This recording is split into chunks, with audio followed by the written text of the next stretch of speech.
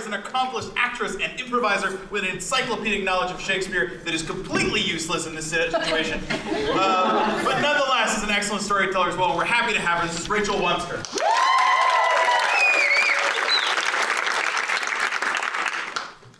Piccadilly Cafeteria.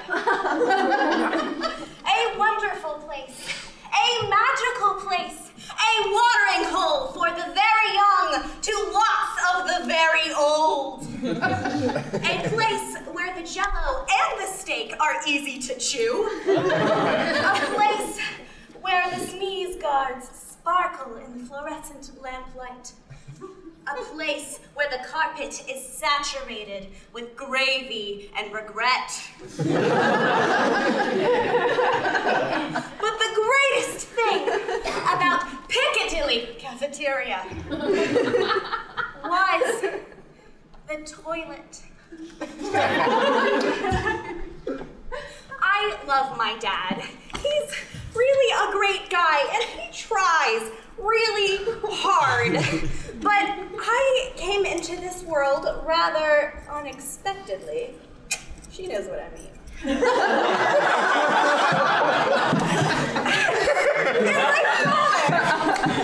poor father did not know what to do. He did not know how to be a dad. How does one dad? How does one take the noun dad and turn it into a verb? My father's still trying to figure this out. We lived in a crappy one-story house held together by hope. We didn't have roommates, we had roaches. We didn't have dishes, we had dish. There wasn't a piece of furniture to be seen. One time, my father spent an entire year sleeping on the floor on an air mattress with our dog until it popped. The air mattress, not the dog. And he continued sleeping on the floor. But the thing that my father struggled with the most was cooking. You see, my father's idea of a home-cooked meal is a little ditty called hobo stew.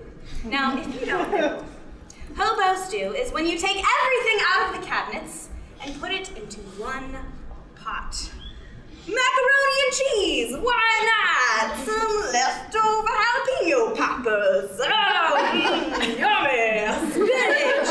Oh, man, yes, sausages, yes! Now, hobo stew was the greatest if you're a hobo. Not if you're a growing girl. Now, most of the time, everything was fine. But sometimes I needed a place to escape, my own room. And since I didn't have a treehouse, that place for me was the potty. It was a porcelain island oasis and a sea of troubles and parental incompetence. And you know what, folks? I loved the potty so much because pooping is the best!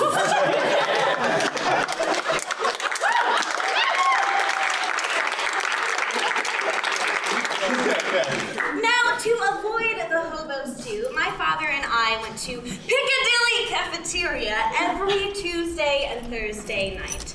And on one particular Tuesday, my father and I were up to our usual antics. I played doctor on his hand with condiments and milk, and he got up to wash his hands, and while he was in the bathroom, I sneakily squeezed all the lemon juice into his water, just so I could watch that infamous dad eating a lemon face.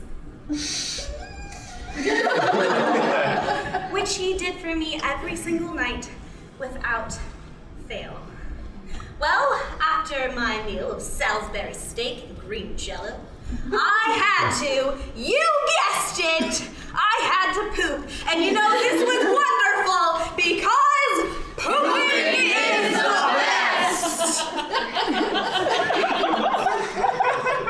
Now let me tell you about this toilet at Piccadilly Cafeteria. It was the most wonderful potty there ever was.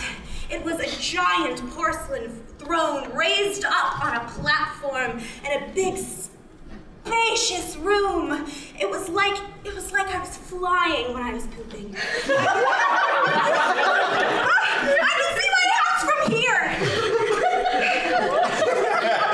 Well, I waltzed into that bathroom ready for my throne to receive me. And there, standing in front of my stall, was this other little girl, about my size and about my height. And she was just staring into the stall. And she wasn't even pooping.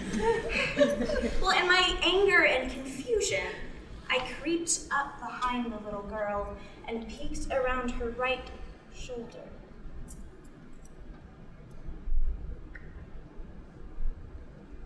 And there, sitting on my potty, was an ancient lady.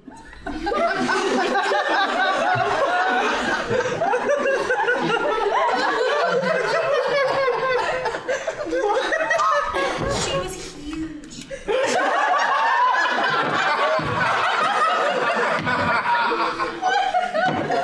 Her skin was dry and wrinkly and peeling. Her hair was falling out from the scalp. Her teeth weren't really teeth anymore. She turned her large head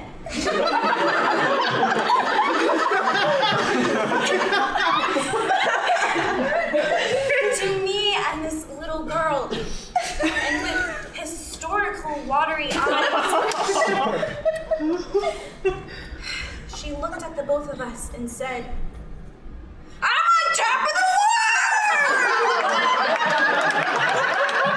And she laughed and laughed and laughed, and we laughed and laughed and laughed. And you know, we all know why we were laughing. You know why. It's because pooping is the best.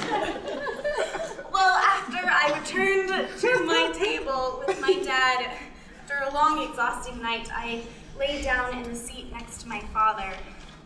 He gently put paper napkins over my tiny body as a makeshift blanket. I looked up at my father, and I saw him in a way that I never had before. His face looked so tired and so sad. And all I could think about was that old woman on the potty and how joyful she was. And in that moment, more than anything in the world, what I wanted for my dad was for him to sit on the potty too, so he could feel on top of the world.